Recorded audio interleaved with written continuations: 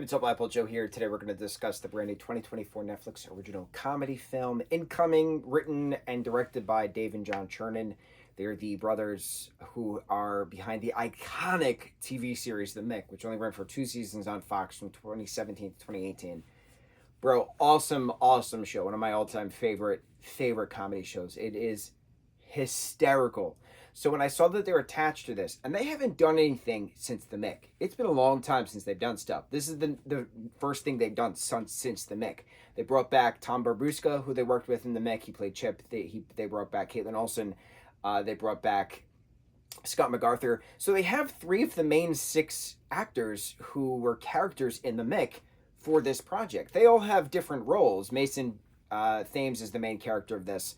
And it's amazing to watch him grow as an actor, specifically because How to Train Your Dragon, the live action, he's playing Hiccup, which comes out next year, I believe.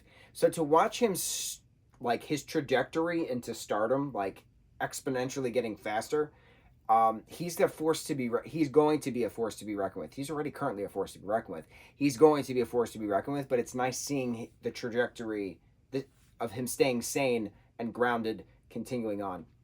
Anyway, Tom plays a small part in this. Caitlin plays a small part in this. Scott plays a small part in this. I would, of course, love to see the rest of the 6 all come together for a Chernin Brothers, reunion kind of thing. I've said this plenty of times. Mick should have never been canceled. I've said this plenty of times. I love watching actors who work very well together do different projects together. So the fact that Scott, Caitlin, nor Tom had a scene together infuriates me because they work so well together. But I get it. They weren't the main characters of this. This is an hour and a half, as all films should be. I had high expectations for it because then Isabella Ferreira is in this. She played Pilar Salazar in Hulu's Love, Victor. She did an incredible job with that role. Who else was in this? Bobby Cannavale is in this. He plays their science teacher, Stoots, who, of course, gets fired at the end because the teacher can't party with the students and be recorded. This has an incredible cast. Incredible creators, incredible writers, incredible directors, right? It has everything it needs to be incredible.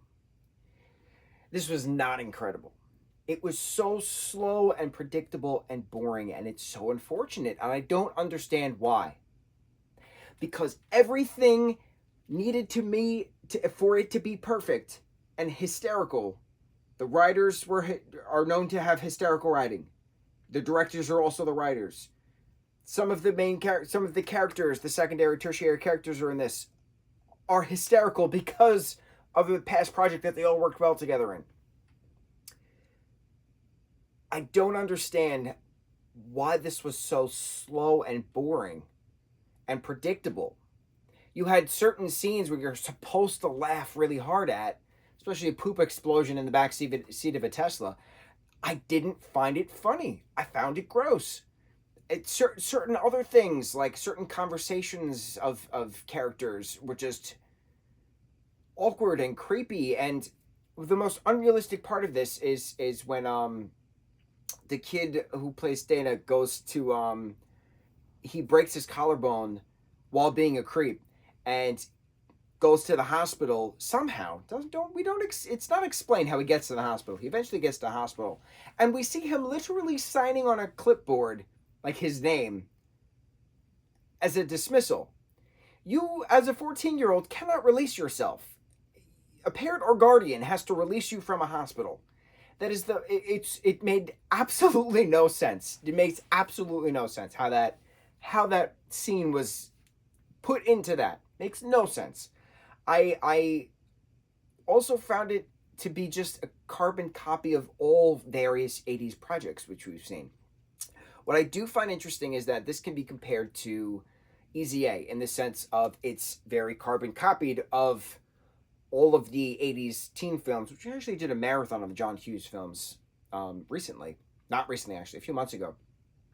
And then there's the big musical number at the end kind of thing, right? Where Mason's actually singing. He's not that great of a singer, but it's still great to see him actually doing it. Very different as a change of pace. So, like, nobody's, like, singing it on a vocal track and he's lip syncing it. Like, he might have, like, gone into a studio himself and recorded it. He might be lip syncing to himself. But you could tell it's, like, him kind of a thing. If I'm wrong on that, bro, kudos to Movie Magic, because it just genuinely sounded and felt like it was him. And it's not like incredible singing, so it gave a sense of authenticity to it, which I really enjoyed. It was grounded on that. Parts of this I really liked. Other parts were just boring and dumb and slow. Anyway, slow plot just killed me. But Dana signing a release form for himself coming out of the hospital just made absolutely no sense. I want to have different types of teen movies. Superbad, for instance, this has been compared to Superbad a lot because Superbad is top tier compared to this. But big difference is you didn't really have a lot of teens playing teens in Superbad. You had a lot of like 20-year-olds playing teens in Superbad, but this movie actually had teens playing teens, which was pretty cool. Minus Tom. He is, 21, playing a teenager in this? Semantics. The main cast of Friends is all teenagers playing teenagers. Awesome. I just wish it wasn't such a carbon copy of an 80s film, but on the flip side, Easy A was such a carbon copy of an 80s film, but it worked better. The story was better. The progress of the character development worked so much better. The conversations they had in Easy A, which was just more realistic, and then here, it's just, you've seen it before. There's nothing new to this. There was nothing groundbreaking. There was nothing memorable. There's nothing like, oh my God, I've never seen anything like this before. Because this is a film where it's just like, I've seen this in this movie. I've seen that in that movie. They did that same exact scene in that movie. There's nothing new about it. And I think that's what I am disappointed in the most, is that you have an incredibly talented group of individuals. I have no fault to the actors, obviously. I never have fault to the actors. Certain actors, I scratch that. Certain projects we have said, who in the hell casted this individual? But this is not one of those moments. All of the main cast of characters and secondary and tertiary characters are played by incredibly talented individuals.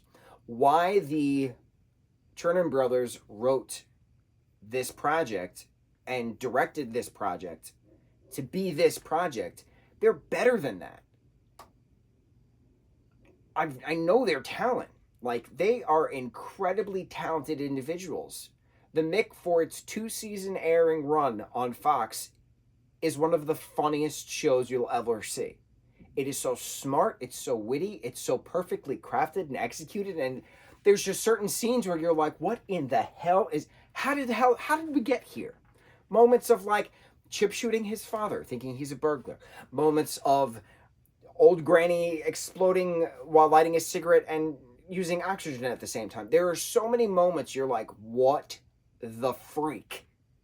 And it is absolutely hysterical because it takes you off guard. You have no idea where the episode is going to end. Not a clue. Bro, I got to watch that show again. I miss it so much. I haven't seen it in so long. It is so perfect.